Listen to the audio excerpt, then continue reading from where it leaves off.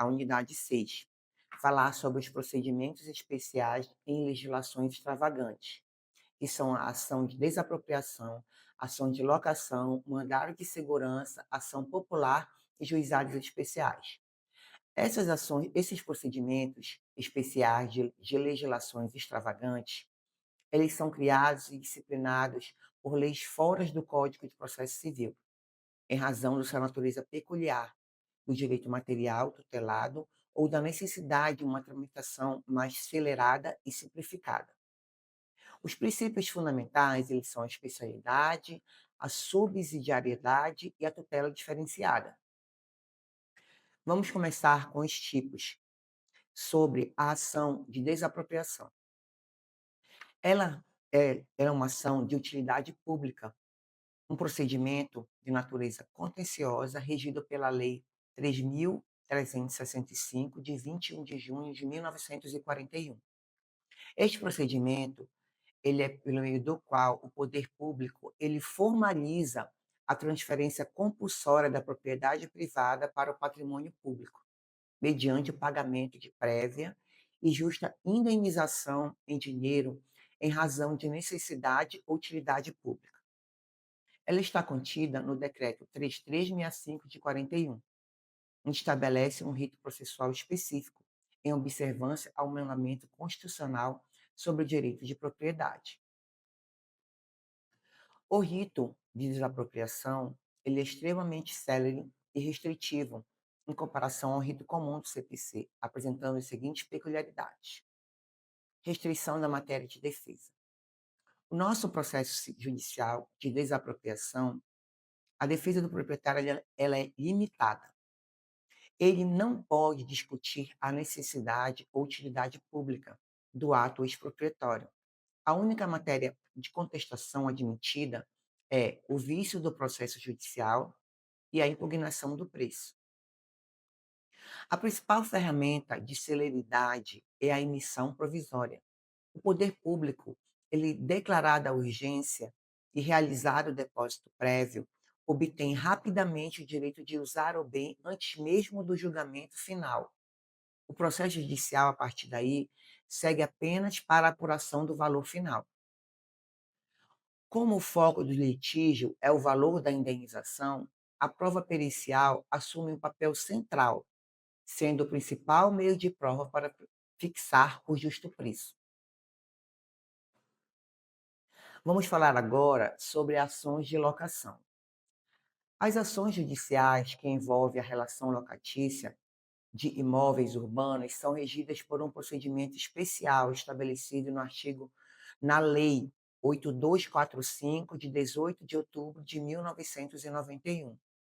Esta legislação ela cria ritos processuais próprios, afastando do rito comum do CPC, com o objetivo principal de conferir celeridade e segurança às relações entre locador e locatário, dada a relevância social da moradia e do uso comercial dos imóveis. O procedimento especial da lei do inquilinato é obrigatório para as ações a que ela expressamente prevê, aplicando-se o Código de Processo Civil apenas subsidiariamente. Existem procedimentos especiais da lei do inquilinato caracterizados pela busca rápida de uma solução para a retomada do imóvel e a adequação do valor locatício. Características dos procedimentos especiais relacionados à lei do inquilinato. Ação de despejo. Ela é uma ação do locador para reaver a posse do imóvel. O rito ele se torna especialmente célere por prever uma liminar de desocupação. Em casos específicos, o locador ele pode depositar uma caução em juízo e obter a ordem de desocupação do imóvel em apenas 15 dias antes mesmo da defesa do inquilino. Ele pode purgar a mora. Na ação por falta de pagamento, o inquilino pode evitar o despejo se, dentro do prazo de contestação, depositar em juízo o valor da dívida atualizada. A ação revisional de aluguel.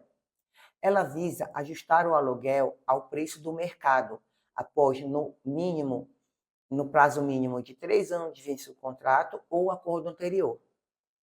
Existe um aluguel provisório, onde o rito especial ele permite que o juiz, logo no início da ação, ele fixe um aluguel provisório, que passará a ser devido a partir da citação, o que impede que a demora do processo prejudique o locador, que estaria recebendo o valor defasado. Vamos agora ao procedimento de mandado de segurança. O mandado de segurança, ele é um dos mais importantes instrumentos de controle de legalidade do ordenamento jurídico brasileiro. Trata-se de um procedimento especial de natureza constitucional e civil, contido na Lei de número 12.016, de 7 de agosto de 2009, destinados a proteger o direito líquido e certo contra o ato ilegal ou abuso de poder da autoridade. O mandado de segurança ele está contido na Lei 12.016 de 2009 e ele confere um rito próprio e célere. Ele é eminentemente sumário e possui as seguintes características: direito líquido e certo, prova pré-constituída. O mandado de segurança ele só é cabível para proteger um direito líquido e certo, ou seja, aquele cuja existência e delimitação podem ser comprovadas de plano, unicamente com os documentos anexados na inicial. O rito ele não admite dilação probatória, perícia, oitiva de testemunhas ou prova técnica. Se houver necessidade de produção de provas, o impetrante ele deve recorrer a outro tipo de ação. Autoridade coatora e notificação. A ação era direcionada contra a autoridade coatora, aquela que praticou o ato lesivo. A autoridade ela não é ré, mas é notificada para prestar informações no prazo legal, defendendo a legalidade de seu ato. O órgão ao qual a autoridade pertence é o interessado passivo e deve ser cientificado. Celeridade e liminar. O rito é dotado de prioridade em relação à matéria das demais ações. A possibilidade de concessão de liminar permite que o ato seja suspenso imediatamente, evitando danos irreversíveis ao impetrante, o que é essencial para garantir a utilidade da jurisdição. O prazo decadencial. A existência do prazo decadencial de 120 dias impõe ao cidadão o ônus de reagir rapidamente contra o ato da autoridade, sob a pena de perder o direito de utilizar o remédio constitucional. Agora passamos à ação popular. A ação popular ela é um procedimento especial de natureza constitucional e civil regido pela Lei 4717, de 29 de junho de 1965, que confere a qualquer cidadão a legitimidade para pleitear a anulação ou a declaração de nulidade de atos lesivos ao patrimônio público. É um importante instrumento de participação democrática e controle da administração pública. Ela se distingue por conferir uma legitimação extraordinária ao cidadão e por ter um foco especial na proteção do interesse público.